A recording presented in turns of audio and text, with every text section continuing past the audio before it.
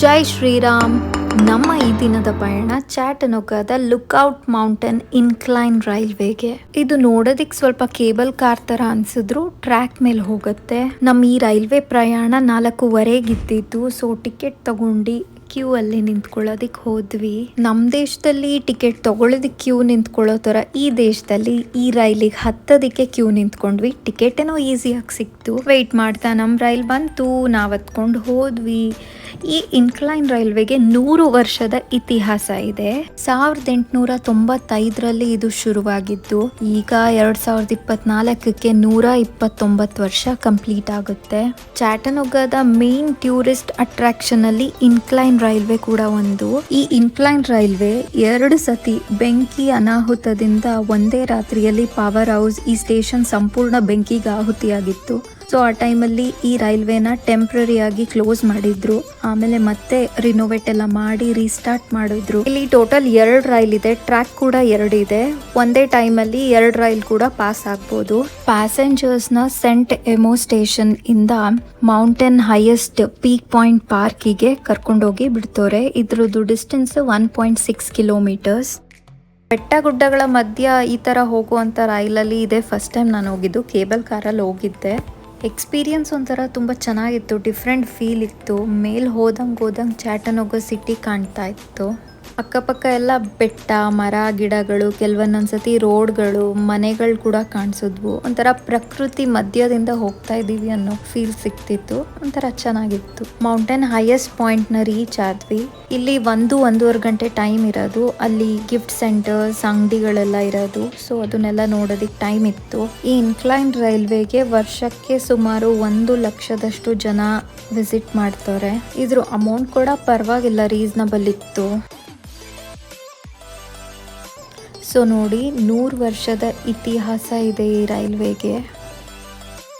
So ಬೆಟ್ಟದ ಮೇಲಿಂದ ಚಾಟನೋಗಾ city ಕಾಣುತ್ತೆ.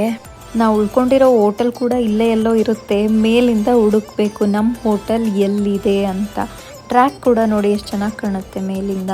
ಬೆಟ್ಟದ ಮೇಲಿಂದ ಎಲ್ಲ ಬಿಲ್ಡಿಂಗ್ಗಳು ಪಕ್ಕ ಎಷ್ಟು ಚೆನ್ನಾಗಿ ಜೋಡಿಸಿದವ್ರೆ ಅನ್ನೋ ರೀತಿ ತುಂಬ ಚೆನ್ನಾಗಿ ಕಾಣುತ್ತೆ. ಮೇಲಿಂದ ವ್ಯೂ ಮಾತ್ರ ಮಸ್ತ್ ಇತ್ತು.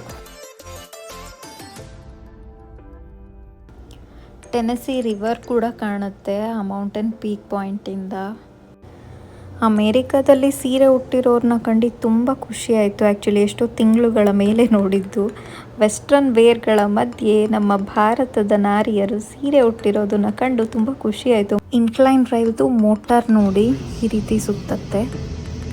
ಪರವಾಗಿಲ್ಲ, ಇಂಡಿಯನ್ಸ್ ಸುಮಾರು ಜನ ಬಂದಿದ್ರು ಇನ್ಕ್ಲೈನ್ ರೈಲ್ವೆಗೆ. ಆಮೇಲೆ ಅಲ್ಲಿಂದ ಗಿಫ್ಟ್ ಸೆಂಟರಿಗೆ ಬಂದ್ವಿ.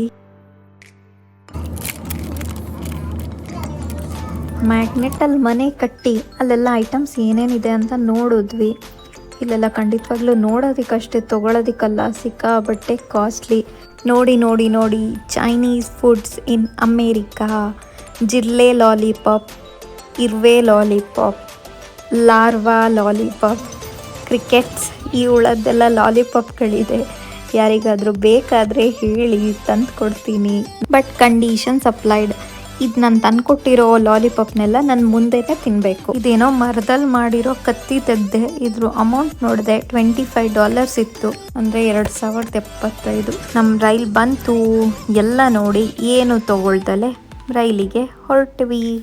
ಇಲ್ಲಿಗೆ ಚಾಟನೋಗಾದ ಲುಕ್ಔಟ್ ಮೌಂಟೇನ್ ಇನ್ಕ್ಲೈನ್ ರೈಲ್ವೆಯ ಪ್ರಯಾಣ ಮುಕ್ತಾಯಗೊಂಡಿತು. ಅಲ್ಲಿಂದ ಕ್ಲಂಪೀಸಿಗೆ ಹೋದ್ವಿ. ಇದು ಒಂದು ಐಸ್ ಕ್ರೀಮ್ ಪಾರ್ಲರ್.